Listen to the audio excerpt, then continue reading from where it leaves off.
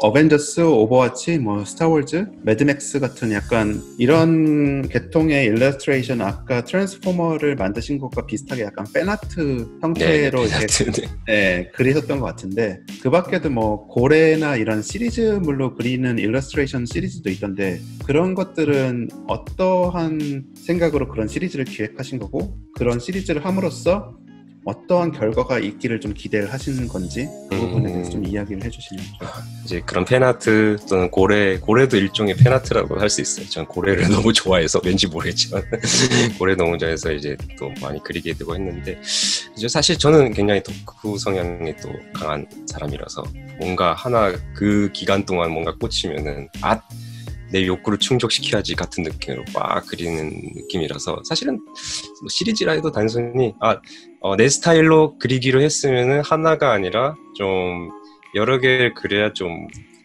내가 만족하는 느낌. 고래 딱 6종류만 그리긴 했지만 6종류를 또 내 스타일로 어떻게 표현될까 같은 게 저도 궁금하니까요. 저도 궁금하니까 계속 그리는 시간을 좀 가졌던 것 같아요. 제가 인스타를 팔로우 하다가 봤었는데 작년이었나 재작년이었나 어떤 영화제 유럽이었던 것 같은데 직접 가셔가지고 좀 작업을 하신 케이스도 있었죠. 네네, 덴마크에 있는 비보르라는 이제 동네 이제 비보르 애니메이션 페스티벌에서 이제 레지던시 형식으로 3개월 동안 거기서 자리를 마련해 주셔서 거기서 이제 그분들이랑 함께 트레일러랑 이제 그 해 이제 19년 그 영화제의 테마가 될 이미지를 좀 같이 만들었던 경험이 또 굉장히 신선했죠. 그래도 영화제 덕분에 해외 가는 경우는 있었지만 이렇게 눌러 앉아서 이제 거기 있는 학장님이랑 영화제 집행위원장님 또 음악가님이랑 같이 얘기하면서 작품하는 건 또 처음이었어가지고 참 신선했고, 마침 장소가 애니메이션 워크샵이라고 유럽에서 또 그래도 유명한 애니메이션 학교 중 하나인데, 거기 애니메이션 워크샵이 덴마크에 있는 학교인가요? 그렇죠. 덴마크에 있는 이제 비보르라는 이제 마침 또 여러 나라에서 레지던시로 오시는 분들이랑 또 교류도 하는 기회도 있었고 학생들이랑도 얘기도 하고 네, 각 작품을 보여주는 자리도 있었더라고요. 그런 걸 한다든가 이제 뭐 작년 말 같은 경우는 이제 프로크리에이트라고 이제 그 아이패드로 만들 수 있는 앱에서 이제 애니메이션 기능이 추가된다 해서 그걸 위한 홍보용 애니메이션도 만들기도 해봤고. 맞아. 그거 봤던 것 같은데 그것도 인스타에서 잠깐. 인스타에만 공개했을 거예요. 제 개인으로는.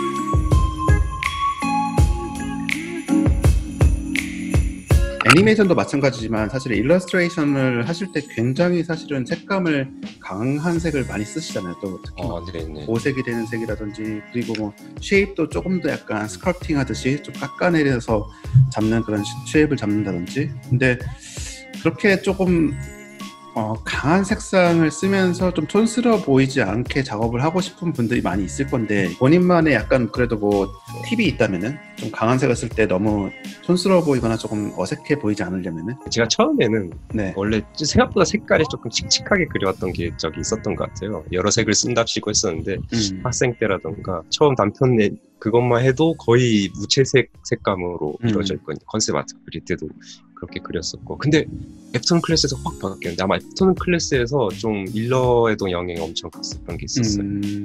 그러니까 그 전만 해도 씩씩했었는데, 뭔가 애프터눈 클래스에서 약간 일종의 속된 말로 뭔가 그런 색감에 대한 뽕이 들어간 느낌? 교실에서 약간 스며들어오는 햇빛을 실눈으로 계속 보다가 뜨면은 주변이 막 뭔가 굉장히 RGB 계열로만 보인다던가 그런 경험이 있어요. 뭐 다른 분은 아마 그런 거 분명히 있었을 텐데 그거를 컨셉으로 해서 굉장히 좀 채도가 확 뛰고, 근데 그러다가 일러스트도 이거 너무 조금 채도가 낮은데? 칙칙한데? 조금 더 올려볼까? 이것보단 좀 더 올려보는데? 그러니까 막상 완성했는데 다음날 보니 조금 더 올려도 될 것 같은데 하는 식으로 계속 올리다 보니까 이제 그런 이제 기분과 조금씩 차근차근 1년에 여러 장 그려가면서 하다 보니까 지금의 이제 색감이 좀 뭔가 고정된 느낌이 한데, 근데 제가 또 파란색을 굉장히 좋아하거든요. 맞아요. 고래도 그때 파란색 계열이 많고, 맞아요. 네네. 그래서 일러 보면은 파랑이 반전이 거의 없을 정도라고 생각하거든요. 사실 다른 친구들 얘기해줘서 깨달은 것도 있는데 그러면 파랑을 넣을 수 있냐 없냐 이런 기준을 저는 했던 것 같아요. 제 개인적인 그거로서는. 또 약간 좋아하는 색이 영향을 미치기도 했고 그 네네. 단편 작품이 일러스트레이션에 생각보다 굉장히 많은 영향을 미쳤군요. 네네. 색감 맞아요. 부분에서는 약간 쉐입 같은 것도 예전 일러스트레이션을 보면은 조금 더 뭉뚱그려 있는 쉐입들이 많이 있었던 것 같은데 제가 텀블러의 초기 일러스트레이션들을 보면은 근데 최근 걸 보면은 조금 더 실루엣 같은 게 훨씬 더 깔끔하게 정리되어 있는 선들이 많은 것 같은데 그런 것들은 일러스트레이션을 반복적으로 그리면서 그냥 디벨롭 된 건가요? 아니면 의도적으로 조금 더 내가 이런 상황에서는 좀 더 심플하게 해볼까 이런 어떤 순간이 있었나요? 지금은 이제 대인터넷 시대라서 정말 여러 아티스트들의 작품을 볼 수 있는 기회가 많잖아요. 네네. 그렇다 보면은 영향을 안 받을 수가 없고 와, 이 사람들 너무 이쁘다. 너무 아름답다. 이걸 나는 이런 걸 나도 할 수 있을까라는 생각이 조금씩 드는 거죠. 본인한테 그래도 형태적으로 좀 영향을 그래도 준 아티스트가 있다면 어떤 아티스트? 그래도 케빈 다트 색감도 아마 좀 영향을 주긴 했었어요. 쉐이프적인 약간 각진 느낌에서 오는 그런 겐디 타르타코프스키라고 또 이제 애니메이팅에 대한 감각은 뭐 어떤 식으로 훈련하셨어요? 이게 뭐 그냥 애니메이션 12가지 법칙 이런 걸 배운다고 해서 그냥 그게 익혀지는 건 아니잖아요.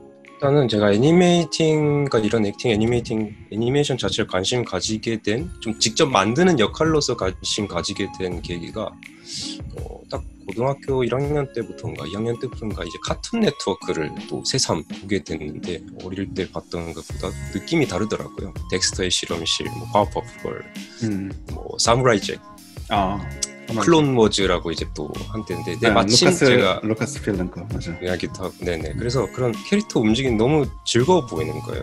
심지어는 디즈니 애니조차도 어릴 때부터 쭉 봐왔지만은 다시 보니까 너무 캐릭터 움직이는 모습이 너무 즐거워 보이는 거예요. 이걸 나도 좀 움직이는 역할 정도 해보고 싶은데라는 생각을 했었던 게 마침 그때였는데 이제 그게 이제 그럼 툴을 뭘로 쓰지 어떻게 하지 작화를 하기에는 난 하나도 모를 거 하니까 마치 플래시라는 게 있었고 또 그 무태 스타일이 저한테 영향을 주는 게 그런 사무라이 잭 그게 아까 잠깐 말씀드렸던 겐디 타르타코프스키라는 감독님이 그런 만들었었는데 그런 타이밍감이라든가 캐릭터 움직임이라든가 이런 거에 좀 영향을 좀 받긴 했어요. 그냥 애니메이팅을 또 해보다 보니까 움직임만으로 단편이라는 걸 만들 수 있네라는 거를 이제 비메오나 유튜브를 통해서 카라츠 학생 고블랑도 엄청 와우 영향 많이 받았죠 당연히. 저 대학 다닐 때도 고블랑 거는 다들 돌려서 봤어요. 한때는 만화가도 해보고 싶었고 어릴 때 근데 이야기 짜는 능력인 나한텐 그릇은 아직 없다라는 걸 난 좀 단정 지었던 시절이었기 때문에 스토리를 또 엄청 신경 쓰다 보면은 스토리를 계속 만들고 고치고 이 과정 하느라고 또 약간 특정 분야에 대한 그 스킬이 네네. 전체적으로 늘지 않는 경우도 종종 있잖아요 사실은.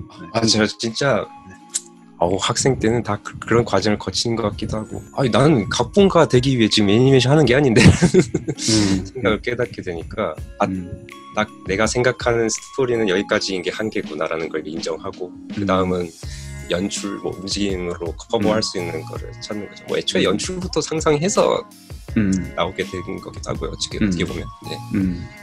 아까 잠깐 말씀하셨지만 스트리밍 시리즈를 좀 준비를 하고 계시는 것도 있고 그거는 어떻게 될지는 아직 모르지만 가까운 미래에 대한 계획이 될 수도 있고 아니면 좀 크게 봤을 때 멀리 봤을 때 계획이 될 수도 있고 편하게 말씀해 주시면 감사하겠습니다. 예전에 생각 안 했는데 장편도 한번 만들어 보고 싶다. 언젠가. 장편으로 독립적인 걸로 생각하시는 건가요? 그럴 수도 있고 또는 근데 돈이 너무 필요하기 때문에 커리어라는 것도 중요하다고 생각은 굉장히 하고 있기 때문에 사실은 슬슬 좀 더 회사에 대한 생각도 좀 하고 있긴 해요. 좀 진지하게. 그래서 사실은 다시 한번 미국에 가보는 어떤 기회를 어떻게 잡을 수 없을까 또는 유럽이라도 하던 유럽에 있는 당연히 여러 스튜디오 있으니까 거기도 맞아요. 실제로 영국 가서 한번 스튜디오 방문해서 인터뷰를 하기도 뭐래요 좀 그분이 불러주셔서 얘기하기도 하고 했었는데 영국의 라인이나 뭐 이런 데 큰 회사들도 많이 있고 해가지고 굳이 지금 정도 커리어를 쌓았으면은 유학으로 오시는 거는 좀 별로인 것 같고 이제는 바로 스튜디오로 오셔야죠. 어떤 회사와 함께 뭘 했다. 이제 외주 물론 프리랜서로서도 뭔가 해왔긴 했지만은 이제 어떤 프로젝트를 좀 오래 같이 한다는 그런 경험은 또 필요하다는 생각은 또 강하게 갖고 있어서 또 내년 사실 그래서 좀 올해 영국 이런 생각했는데 코로나가 터져버렸어. 그 약간 올해는 어렵죠. 올해는 맞아요. 그래서 내년도 어떻게 될지도 모르겠는 상황이라서 내년도 중반은 좀 넘어가 봐야지. 그죠. 상반도 쉽지 않을 것 같긴 해요. 그 스트리밍 시리즈 같은 게 만약에 아직 모르지만 성사가 된다면은 그런 거 연출을 정말 하시게 된다면 그게 나중에 미래에는 극장판 연출로 연결될 수 있는 가능성을 꽤 많이 열어줄 것 같긴 해요, 사실. 힘을 어쨌든. 그것도 좋은 기회 중 하나죠, 진짜로. 오늘 이렇게 시간 내주셔서 감사하고. 네네. 정말 뭐 또 한 1년 뒤에 또 어떻게 커리어가 좀 변화하셨을지 모르겠지만 예를 들어서 정말 스트리밍 시리즈 디렉션을 하고 있을 수도 있는 거고 아니면은 아까 말씀드린 대로 뭐 영국에 가 계실 수도 있는 거고 뭐 그 1년 뒤는 모르기 때문에 그때 또 뭐 저는 열심히 인스타를 팔로우하면서 변화가 좀 큰 변화가 생겼는데 싶으면 다시 한번 후속 인터뷰를 부탁드리겠습니다. 좀 은근히 긴장되네요. 네, 저도 이렇게 불러주시고 또 소개해 주셔서 너무너무 감사합니다.